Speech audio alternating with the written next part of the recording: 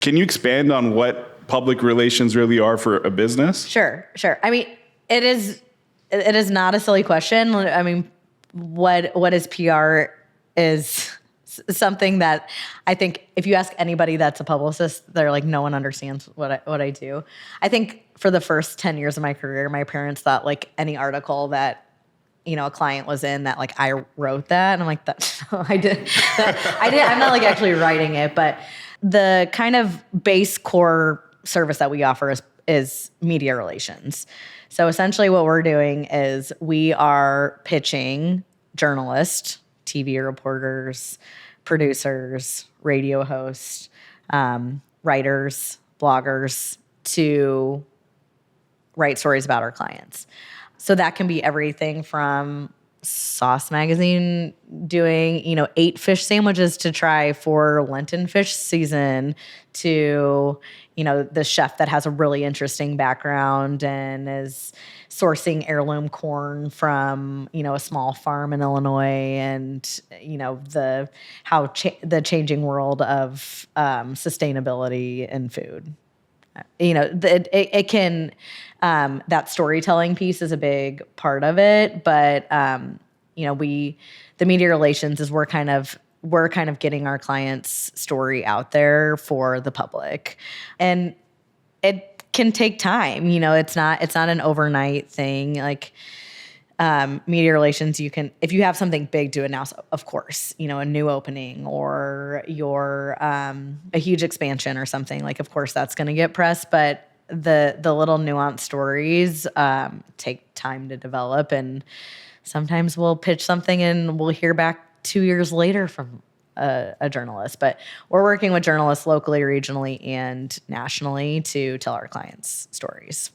But that's evolved. So it used to be that's all we would do, but now I would consider that one spoke in the wheel. So for some clients, we're developing newsletters. For other clients, we're managing their social media, local collaborations and charity partnerships and things like that are a part of it that can kind of drive that new news and media relations. So what we do, we say public relations, but it does encompass those other things. So that's why we say PR and marketing, because we do touch on those other marketing areas, depending on like what the client's needs are. So a client of yours doesn't need a PR firm and a marketing firm, correct? They can. It depends. Some do. Okay. Some bigger brands will kind of have their creative agency that does all the brand. We don't do branding and things like that. So there's elements that I would consider falling under the marketing umbrella that we don't do. And I'm pretty transparent with people. Like if they say, we need, to book 30 private events in the next 6 months, there are certain things we can help with. Sure, we can have a digital social campaign. We can do digital ads. But you may need to hire a salesperson that's making cold calls to companies to book that kind of stuff, So I'm pretty transparent with people if I think that like there's some other avenue that they should be exploring that's a better fit for what their marketing needs are. Do you think that transparency helps you in the long run just with developing your reputation? Of course, yeah. I don't want to spend anybody's money. I don't want anybody to, not feel like they get an ROI out of our service. All that does is burn a bridge for us. So, and sometimes we try stuff and it doesn't. We think it's going to work and kill it and it doesn't.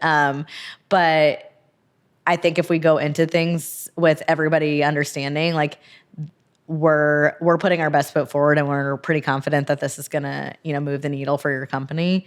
Those are the types of people that we're going to be working with. Because a lot of the work you do too, it's not like, we're going to pay X amount and we're going to get Y. A lot of it is just variable and experimental, right? Just based on what you think might work or what the client thinks might work, and you just have to wait and see if it works, right? Right. I mean, I think if any PR firm is saying, hey, you're going to be in Forbes in the next 3 weeks, like, run. Like, that, to me, that is an overpromise and something they can not guarantee, especially in today's world. Like, the media landscape has changed a lot, especially on the national level. AI is coming into play. Editorial teams are shrinking. There's not as, there used to be 20 people on the editorial staff at a certain publication, and now there's maybe 6. So it's just the expectation of a journalist is they're churning out more, and people aren't consuming things the same way. They're not, people used to physically pick up a magazine and read a magazine. They're watching 8-second reels on Instagram now.